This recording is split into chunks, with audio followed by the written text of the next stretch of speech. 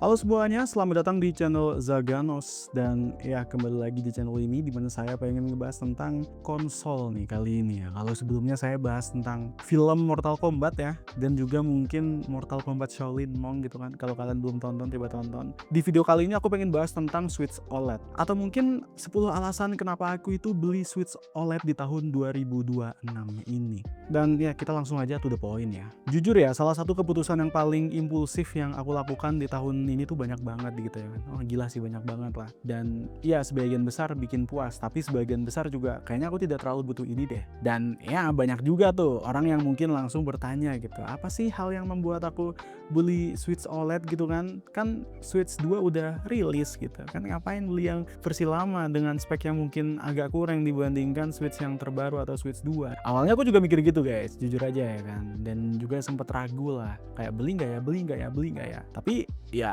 aku coba untuk riset-riset kecil-kecilan di YouTube ya kan, dan mastiin apakah Switch OLED ini masih worth it atau tidak gitu. Kalau misalkan dibandingkan sama Switch 2 yang emang secara spek itu lebih baru dan punya performa yang lebih tinggi, dan frame rate-nya juga lebih lebih oke lah ya kan, dari berbagai hal. Tapi semakin lama dipikirkan, semakin aku tuh sadar bahwa kalau misalkan yang aku cari itu bukan sekedar konsol doang gitu loh. Aku tuh pengen sebuah konsol yang pertama nyaman dipakai, dan library gamenya juga banyak, dan bikin aku tuh pengen main. Dan ya, jujur aja teman-teman, aku kan udah berumur 26 ya, OTW 27 lah. Jadi ya, aku butuh konsol yang itu bisa aku mainin sambil rebahan. Dan jujur aja, aku nggak cuman main sambil rebahan, kerja pun aku biasanya juga sambil rebahan guys. Dan setelah aku pikir-pikir, sepertinya saya pilih Switch OLED aja deh. Langsung tuh aku check out. Nah, kalau misalkan kalian juga pengen check out ya Switch OLED, aku udah taruh linknya di deskripsi dan di komentar yang aku pin di situ. So, alasan pertama kenapa aku itu lebih memilih Switch OLED dibandingkan Switch 2 ya kan, jujur karena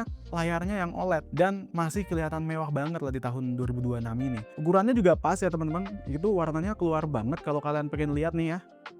Ini adalah Switch OLED punyaku, warnanya putih ya. Aku nggak beli yang edisi Zelda. Kenapa? Karena kurang suka aja sama warnanya teman-teman. Dan ya, kalian bisa lihat ada banyak banget game-game yang aku mainin di sini. Kalian bisa lihat nggak?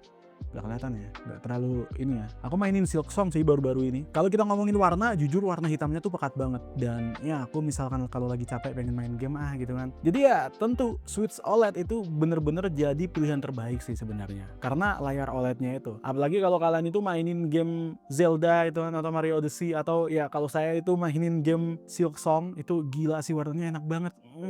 Nikmat lah dilihat di mata, asli teman-teman. Dan jujur aja, kalau dibandingkan sama yang Switch LCD itu agak kurang, karena ya saya punya Switch V2 sama Switch Lite itu kan LCD ya. Lalu berikutnya adalah soal harga. Tapi harga ini juga nggak terlalu pengaruh sama saya, karena kalau misalkan saya pengen sesuatu, saya pengen ini nih ya, saya harus berusaha untuk beli itu kan gitu. Cuman memang kalau dari harganya, jujur ya 11-12 sih ya kan, kayak tambahin aja 2 juta atau sejuta berapa gitu, udah dapat tuh Switch yang 2 tuh dibandingkan Switch OLED gitu kan. Tapi tentu kalau kalian merasa wah, sejuta 2 juta kan gede bang, ya emang gede sih jujur aja ya, dan bisa dibilang ya cukup pricey lah intinya ya kan. Apalagi belum ditambah game baru ya, gila sih, game baru, aksesoris baru, ada game Switch 2 ya, tambah keluar duit lagi gitu.